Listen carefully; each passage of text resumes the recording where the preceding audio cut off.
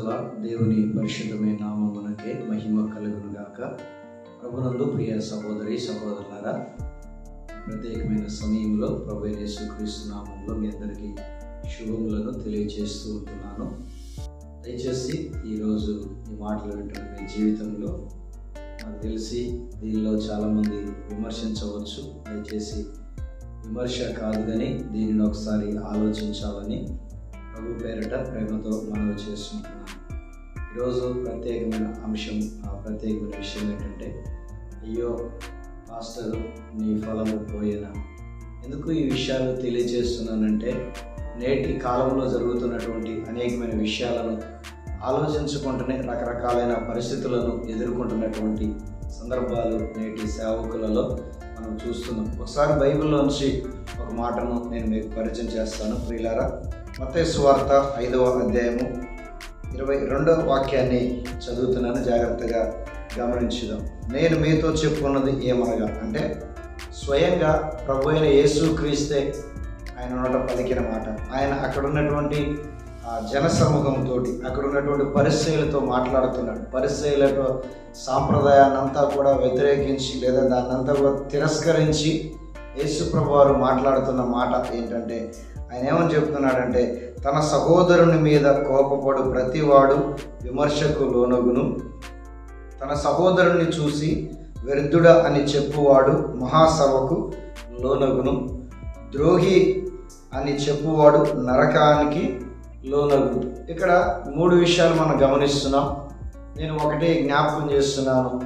నీ తోటి సహోదరుని, నా ప్రియమైనటువంటి దైవ సేవకుడా, నీ తోటి సేవకుడిని చూసి చాలాసార్లు నువ్వు చాలా సందర్భాల్లో మాట్లాడుతుంటావు, వాడు పనికిరాని వాడు, ఎన్నిక లేనివాడు, అలాంటి వాడు, ఇలాంటి వాడు, అలా నీ ఇష్టానుసారంగా మాట్లాడుతూ ఉంటావు.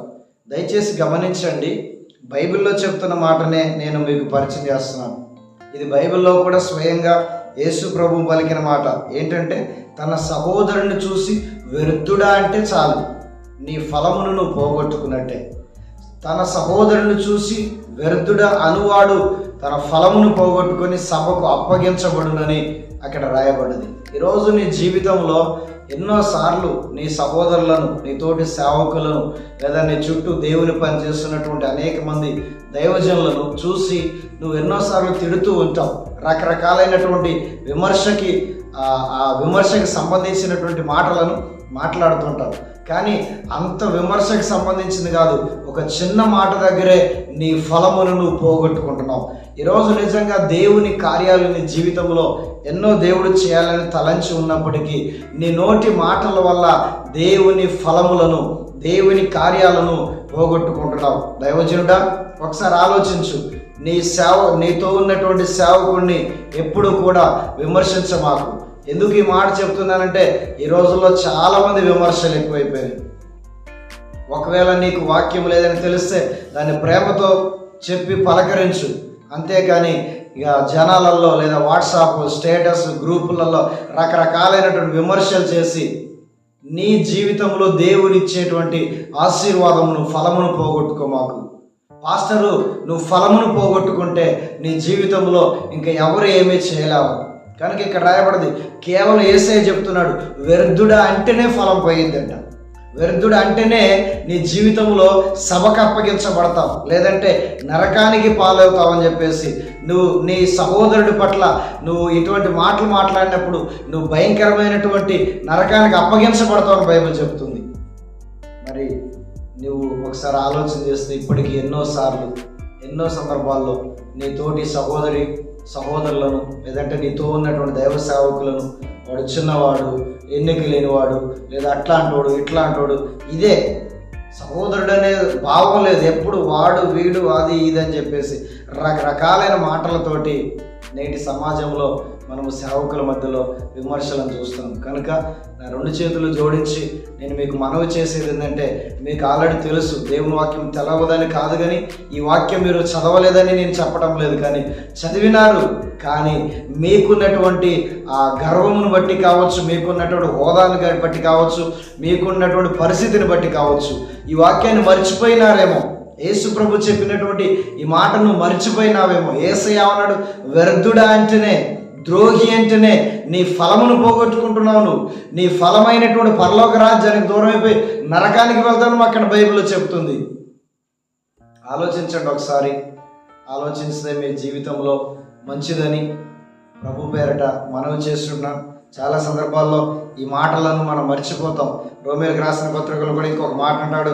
ఒకసారి మనం అక్కడ చూసినట్లయితే రోమీయులకు రాసిన పత్రిక 1వ అధ్యాయము 21వ వచనాన్ని నేను చదువుతున్నాను, జాగ్రత్తగా గమనించండి. ప్రభు అయినటువంటి యేసుక్రీస్తు ద్వారా అభిషేకించబడినటువంటి ఏర్పాటు చేయబడినటువంటి అపోస్తలుడైన పౌలు అంటున్నాడు. ఏమంటున్నాడు చూడండి. మరియు వారు దేవుణ్ణి ఎరిగి ఆయనను దేవునిగా మహిమపరచలేదు, కృతజ్ఞతాస్తుతులు చెల్లించలేదు, కానీ తమ వాదముల యందు వ్యర్థులైరి. నేను అదే చెప్తున్నాను, వాదనలొద్దు, వాదించాల్సిన అవసరం కూడా లేదని నా మటుకు నేను మీకు మనవి చేస్తున్నాను. ఈ వాదాలు పెట్టుకొని ఈ వాదోపవాదాలలో నువ్వు చేయాల్సిన పనిని ఎప్పుడో మర్చిపోయావు. నువ్వు వెళ్ళవలసినటువంటి ఆ గమ్యం, నువ్వు వెళ్ళేటువంటి ఆ డెస్టినేషన్, ఆ లొకేషన్ మిస్ అయిపోయింది. ఆలోచించు ఒకసారి. అక్కడ అంటాడు, దేవునిగా మహిమపరచవలసిన వారం. దేవుని మహిమపరచడం విడిచిపెట్టి మనుషులను విమర్శించి మనుషులతో వాదాలు పెట్టుకొని మనుషులతో వాదోపవాదాలు పెట్టుకొని రకరకాలైన పరిస్థితులు చేస్తూ నీ జీవితంలో దేవుని ఆశీర్వాదాన్ని పోగొట్టుకోమాకు. ఎందుకంటే బైబిల్లో మరి మనం చూసినట్లయితే కొరింథీయులకు రాసినటువంటి మొదటి పత్రికలో కూడా ఒక మంచి మాట అంటాడు. 13వ అధ్యాయంలో 1వ వచనంలో చూస్తే చాలా చక్కని మాట అక్కడ ఉంటుంది.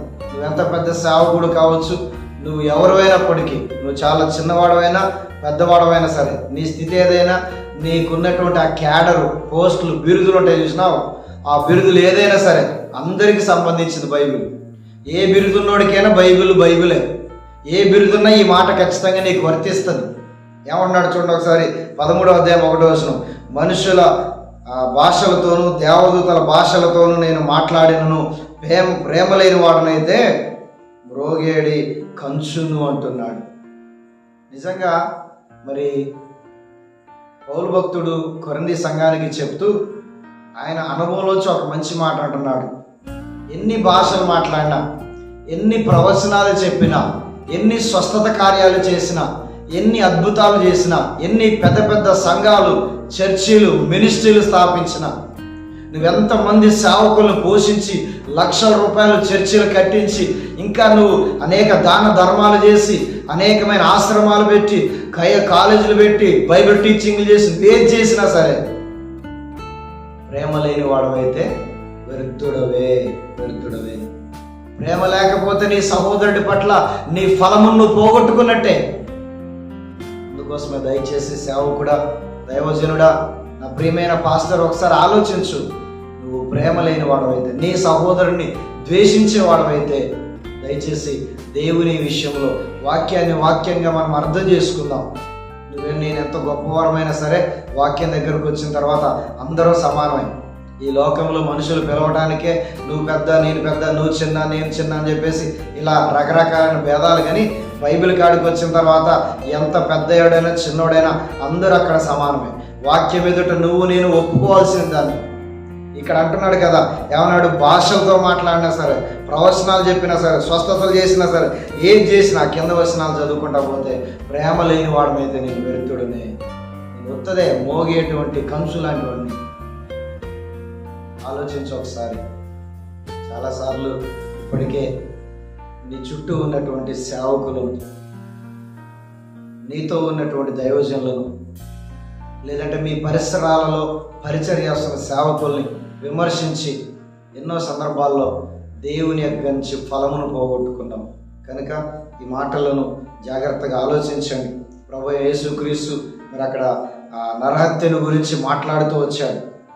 నరహత్యను గురించి మత్తయి సువార్తలో 5వ అధ్యాయం 22వ వచనంలో మనం చదివితే అక్కడ నరహత్యను గురించి మాట్లాడుతూ వచ్చి ఆయన డైరెక్ట్గా పొడిచి చంపాల్సిన అవసరం లేదు, మీరు ఇలా చేసినా సరే మీరు హత్య చేసినట్టే, నరహంతకులనే విషయాన్ని అక్కడ తెలియజేస్తూ వచ్చాడు. కనుక ఈరోజు ఈ మాటలు వింటున్నటువంటి నీ జీవితంలో ఒకవేళ నువ్వు డైరెక్ట్గా నేనేం పాపం చేయట్లే, నేనేం నా పక్కనున్న సేవకు నేను పొడవట్లేదు కత్తి తీసుకొని అని అనుకుంటున్నావేమో. నువ్వు వ్యర్థుడా అని అతను అన్నా సరే బైబిల్ చెప్తుంది ఆల్రెడీ అతన్ని పొడిచినట్టే. నీ అకౌంట్లో ఆల్రెడీ ఒక పాపం పడిపోయింది, ఒక నరహత్య అనేటువంటి పాపము పడిపోయింది. కనుక దయచేసి గమనించి ఆలోచించాలని ప్రభు పేరట మనవి చేస్తున్నాను. నువ్వు ఇతరులను నిందించడం, ఇతరులను హింసించడం బంద్ చేయి. దయచేసి సేవకులంగా మనం ఆలోచన చేద్దాం, మన జీవితంలో దేవుని కార్యాలను చూద్దాం. దేవుడు నిజంగా మీ జీవితంలో నిండుగా మెండైనటువంటి కృపను అనుగ్రహించును గాక. వీలైతే మనం మనతో ఉన్నటువంటి సేవకుల్ని ప్రోత్సహించుదాం, లేదంటే సైలెంట్గా కూర్చుందాం. అంతేకాని వాళ్ళని విమర్శించడం చేద్దాం. విమర్శలు చేయటం ఇకనైనా మానుకుంటే మీ జీవితానికి దీవెనని, విమర్శ చేయటం ఇకనైనా మానుకుంటే మీ జీవితమునకు ఆశీర్వాదమని, విమర్శ చేయటం మానుకుంటే ఇకనైనా మీ సేవా పరిచర్యకి మంచిదని, మీ కుటుంబమునకు మంచిదని ప్రభు పేరట మనవి చేస్తూ ఉంటున్నాను.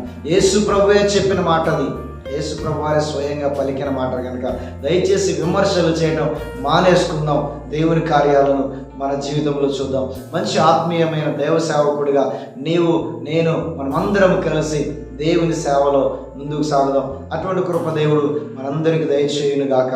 ఆమేన్. God bless you. దైవ సేవకులందరికీ మరొకసారి ప్రభు పేరిట వందనాలు తెలియజేస్తూ ఈ మాటలు ముగిస్తున్నాను. Thank you.